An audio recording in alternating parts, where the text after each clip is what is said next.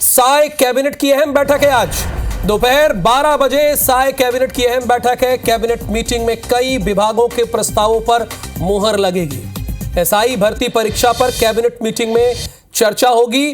राज्योत्सव की तैयारियों के संबंध में भी चर्चा होगी। बैठक में नक्सल पुनर्वास नीति पर भी चर्चा होगी और विजन डॉक्यूमेंट 2047 का अनुमोदन भी करेगी।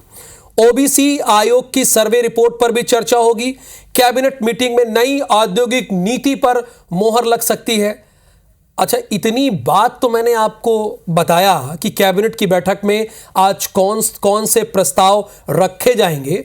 अब उसमें से पास कौन सा होता है ये तो जब मीटिंग खत्म होगी तो बताएंगे। लेकिन पूरे छत्तीसगढ़ की नजर अगर सौरभ किसी पर है तो एसआई अभ्यर्थी रिजल्ट पर है कि इस कैबिनेट की बैठक से कहीं उनको गुड न्यूज की आस वो लगाए बैठे हुए हैं।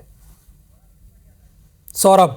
बिल्कुल, देखिए राहुल, आज कैबिनेट की बैठक होने जा रही है। कैबिनेट में कई अहम जो प्रस्ताव है उस पर चर्चा होगी। कई विभागों के प्रस्ताव आएंगे, लेकिन सबसे महत्वपूर्ण, जैसे और आपने भी कहा कि एसआई को लेकर जो है, एसआई भर्ती परीक्षा को लेकर जैसे हमने देखा कि डिप्टी सीएम और गृह मंत्री विजय शर्मा ने खुद ही जो है अभ्यर्थियों के एक फेसबुक पोस्ट में उन्होंने ये जानकारी दी। 28 लिखा है, तो हो सकता है कि दिवाली से पहले ये खुशखबरी जो है मिल जाए। लेकिन उससे पहले की और बहुत सारे ऐसे प्रस्ताव हैं जिस पर चर्चा होगी। आने वाले दिनों में 1 नवंबर को जो है राज्योत्सव होता है, लेकिन इस बार जो है दिवाली के कारण 4 से 6 नवंबर तक राज्योत्सव मनाया जाएगा। तो तैयारियां क्या है, समीक्षा की जाएगी।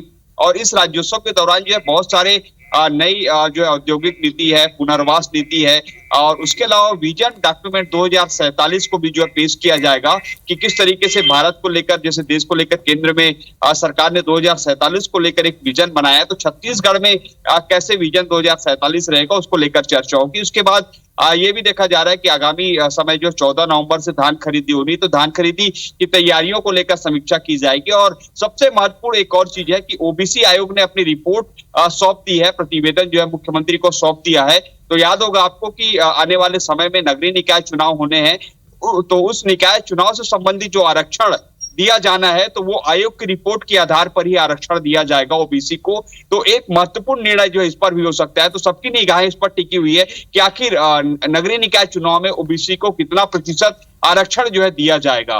उसके अलावा दूसरा ये भी देखा जा रहा है कि बहुत सारी ऐसी नीतियां हैं, चाहे स्वास्थ्य विभाग हो, शिक्षा विभाग हो, और अलग अलग मुद्दों की बात हो, उस पर भी जो है कैबिनेट आज जो है चर्चा करेगी, फिर निर्णय लेगी। धन्यवाद सौरभ सिंह परिहार, जानकारी के लिए आपका।